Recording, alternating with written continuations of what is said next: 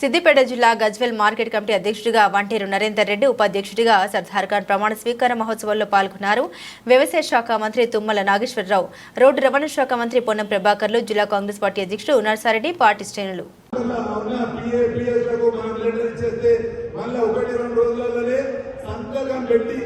సంతకం పెట్టిన నర్సారెడ్డి ఆడ మీ కాగితాలు ఉన్నాయి తీసుకోపో అని చెప్పి ఎప్పుడు కూడా సిద్దిపేట జిల్లాకు నేనున్నానే ధైర్యం ఇచ్చే ఆ కొండ సురేఖ బాధ్యత ఈ ప్రభుత్వాన్ని అని చెప్పి మీకు ఈ సందర్భంగా మనం చేస్తున్నాం.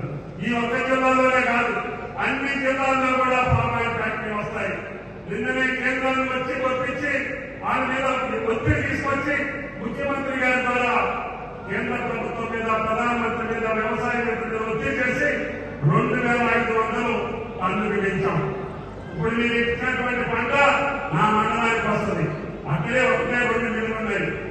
గతంలో కట్టించినటువంటి 2 పామ్ ఆయిల్ మిల్లులకి సిద్దిపేట యొక్క పంట మేము ఆయిల్ చేస్తున్నాం. రేపు వచ్చే సంవత్సరానికన్నా మీ దగ్గరే మీరు చేసుకునేటట్టుగా దాంతో పాటు రిఫైనరీ కూడా ఇక్కడే ఏర్పాటు చేసి సిద్దిపేట జిల్లా రైతాంగం హార్టికల్చర్ లో, పామ్ ఆయిల్ లో భారతదేశంలోనే మొదట స్థానంలో ఉండాలి అనేది ఈ వ్యవసాయ శాఖ కోరిక మీకు సందర్భంగా మనం చెప్తున్నాం. కాబట్టి ధైర్యంగా మీరు వ్యవసాయం చేయండి, పామ్ ఆయిల్ వేయండి. భవిష్యత్తులో పామ్ ఆయిల్ లో కూడా వేరే పంటలు వచ్చేదానికి అవకాశం ఉంది. మీ అందరూ చాలా మంది కొత్తగూడెం జిల్లాకు వచ్చారు, నా తోటలో కూడా వచ్చారు. నా తోటలో కోకో పంట చూశారు, కొత్త పంట చూశారు, జాతి పంట చూశారు, మిరియం పంట చూశారు. ఒకే ఎకరంలో 4 పంటలు పండించే అవకాశం ఉంది. ధైర్యంగా మీరు ముందుకు రండి. మీ యొక్క జీవితాన్ని మెరుగుపరిచేటటువంటి బాధ్యత తెలంగాణ ప్రభుత్వం చెప్పి ఈ సందర్భంగా మనం చేస్తున్నాం. భారతదేశానికి మొత్తానికి ఇప్పుడు 1,00,000 కోట్లు పెట్టి మనం ఆయుధం పడుతున్నాం. ఆ 1,00,000 కోట్లు నా రైతుల జేబుల్లో కావాలి. ఇతర దేశాలకు పోయేటటువంటి 1,00,000 కోట్లు నా యొక్క తెలంగాణ రైతు జేబుల్లో కావాలి. అప్పుడే నా రైతు సుఖంగా, సంతోషంగా, ఆనందంగా ఆ బిడ్డల యొక్క చదువులతో పాటు, వాళ్ళ జీవితంతో పాటు ఆ కుటుంబం సస్యశామలంగా ఉండాలి అంటే సాగైనటువంటి పంటలు, సక్రమైనటువంటి పంటలు, సరసమైన ధర వచ్చేటటువంటి పంటలు, మేలైనటువంటి పంటలు, తెగులు లేనటువంటి పంటలు, దొంగలకు అందరైనటువంటి పంటలు, కరువులో పండేటటువంటి పంటలు, వర్షానికి కూడా భయపడినటువంటి పంటలు మీరు పండించాలి అని చెప్పి ఈ సందర్భంగా మనం చేస్తున్నాం. కాబట్టి దయచేసి ఈ ప్రభుత్వాన్ని సాధ్యంగా నలగొడదు అని చెప్పి ప్రయత్నం చేసిన ధైర్యంతో, సాహసంతో అన్న రైతాంగ పేరు మీద నాకు అధికారం వచ్చింది. ఎంత కష్టమైనా నా తల తాకట్టు పెట్టైనా కష్టాలు తీర్చుకోవాలని చెప్పినటువంటి ముఖ్యమంత్రి రేవంత్ రెడ్డి గారిని చెప్పి ఈ సందర్భంగా మనం చేస్తున్నాం. అన్న 31,000 కోట్లు ఒకే సంవత్సరం ఈగలుగుతామా చెప్పండి అని చెప్పి అడిగాను. అన్న కొద్దిగా ఆలస్యమైనా ఈ మొదటి సంవత్సరంలోనే ఆ 31,000 కోట్ల రుణమాఫీ చేసి నా మాట నిలుపుకుంటారని చెప్పినటువంటి మనిషి రేవంత్ రెడ్డి గారు చెప్పి ఈ సందర్భంగా మనం చేస్తున్నాం. అందుకని మనకి ఎంతమంది ఆటంకాలు కల్పించినా ఇప్పటికి 18,000 కోట్లు ఇచ్చాము, 22 లక్షల మందికి ఇచ్చాము. ఇంకా 20 లక్షల మందికి ఇవ్వాలి, ఇంకా 12 నుంచి 13 కోట్లు ఇవ్వాలి. తప్పకుండా ఆ ప్రయత్నం జరుగుతుంది. త్వరలోనే అందరికీ 2 లక్షల రుణమాఫీ చేసేటటువంటి బాధ్యత కాంగ్రెస్ ప్రభుత్వాన్ని అని చెప్పి ఈ సందర్భంగా మనం చేస్తున్నాం. గత 5 సంవత్సరాల్లో రుణమాఫీ చేయలేనటువంటి పెద్దలు మాట్లాడుతున్నారు. కేంద్రంలో ఉండే రుణమాఫీ అంటే కూడా పట్టించుకోనటువంటి పెద్దలు కూడా ఈ ప్రభుత్వాన్ని విమర్శిస్తున్నారు. రైతాంగం మీద మీకు ప్రేమ ఉంటే, అభిమానం ఉంటే, తెలంగాణ రైతుల యొక్క కష్టాలు మీకు అర్థమైతే కనీసం అప్రిషియేట్ చేయకపోయినా పర్వాలేదు, వాళ్ళని సహకరించండి. ఆ వ్యవసాయం సాధ్యంగా జరిగేటట్టుగా ఈ ప్రభుత్వం రైతులు చేసే కార్యక్రమాలను సాధ్యంగా నడిచేటట్టుగా మీరు సహకరించండి. మా కాలంలో కట్టెలెత్తి కింద పడేసి రుణమాఫీ చేయలేకపోయారు, లేకపోతే రైతు భరోసా ఇవ్వలేకపోయారు, లేకపోతే ధాన్యం కొనలేకపోయారని అబద్ధాలు వేయాలని చెప్పి ఈ ప్రయత్నాలు సాగమని చెప్పి ఈ సందర్భంగా మనం చేస్తాం. ఆ రైతుల ఆశీర్వచనంతో పార్లమెంట్ సభ్యుడైనా పార్లమెంట్ సభ్యుడిగా ఇచ్చిన ఆశీర్వచనంతో తెలంగాణ సాధన కోసం పోరాటం, తెలంగాణ సాధించుకున్న తర్వాత ఆనాడు ఇక్కడి నుంచి గెలిచిన శాసన సభ్యుడు అనేకమైనటువంటి వాగ్దానాలు ఈనాటికి అమలు కాకపోయినా ఇవ్వడంతో ప్రజలు వాళ్ళని గెలిపిస్తే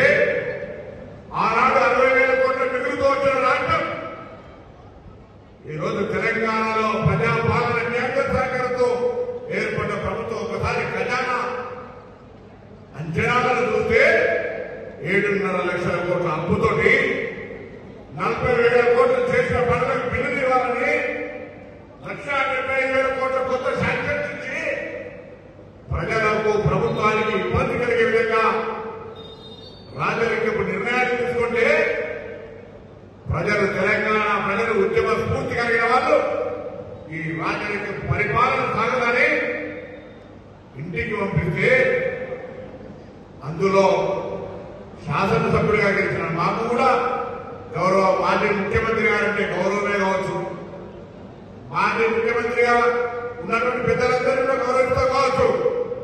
కానీ శాసనసభ్యుడిగా గెలిచిన తర్వాత కళ్యాణ లక్ష్మి చెక్కులు కావచ్చు, శాసనసభ్యుడి హోదా ద్వారా కొన్ని ప్రతిపాదనలు చేయాల్సి వస్తే కనీస నియోజకవర్గం వైపు రాకపోతే శాసనసభ నాయకుడిగా శాసనసభలో ముఖ్యమంత్రి గారు అడుగుతున్నట్టుగా బాధ్యతగా 10 సంవత్సరాలు ముఖ్యమంత్రి తెలంగాణ చేసిన వ్యక్తిగా ఏదైనా సలహాలు సూచనలుంటే ఈ రాష్ట్ర ప్రయోజనాలకు ఈ రాష్ట్ర అభివృద్ధికి ఏమని అడిగితే శాసనసభకు కూడా ప్రతిపక్ష నాయకులుగా రాకపోతే 10 సంవత్సరాల ముఖ్యమంత్రిగా చేసినటువంటి మీకు తగుదనా అని అడుగుతా ఉన్నాం. ఈ రోజు మాట్లాడదు, ఇద్దరు కలిసి రైతులకు వ్యతిరేక చట్టాలు చేస్తారు. అటువంటి పరిస్థితుల్లో ప్రజలు అప్రమత్తంగా ఉండి పార్లమెంట్ ఎన్నికల్లో ఏం జరిగింది 0 ఫలితాలు ఇచ్చినాము. రాబోయే స్థానిక సంస్థలో ఈ ఇద్దరికి అటువంటి దెబ్బ కొడితే తప్ప భవిష్యత్తులో మన ప్రభుత్వానికి సంబంధించి ఇంకా అనేకమైన సంక్షేమ కార్యక్రమాలు చేసే అవకాశం ఉండదు. ఇప్పటికే మీరు చూస్తూ ఉన్నారు, కాంగ్రెస్ పార్టీ ప్రభుత్వ ఎన్నిక కాగానే నెల రోజులకే సన్నాయిలో చురుగు చేస్తున్నారు.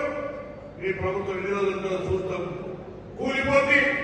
ఇలా మాట్లాడుతూ ఉంటుంటే ప్రజలతో ఎన్నికై నిరంకుశత్వానికి వ్యతిరేకంగా ఎన్నికైన ప్రభుత్వాన్ని కాపాడతామని శాసనసభ్యులు వస్తా ఉన్నారు. అదొక రాద్ధాంతం. ఏదేమైనా దయచేసి ఇక్కడికి వచ్చినటువంటి పెద్దలందరినీ రైతులందరినీ కోరుతా ఉన్నా, వ్యవసాయం అనేటువంటి మాటలు అదొక మన వెన్నెముక. వ్యక్తిగా కుటుంబంగా మనకే కాదు ఈ దేశ రాష్ట్ర ఆర్థిక వ్యవస్థకు ఈ వ్యవసాయం అనేటువంటి ఒక అంశాన్ని వాల్యూ అడిషన్గా వ్యవసాయ ఆధారిత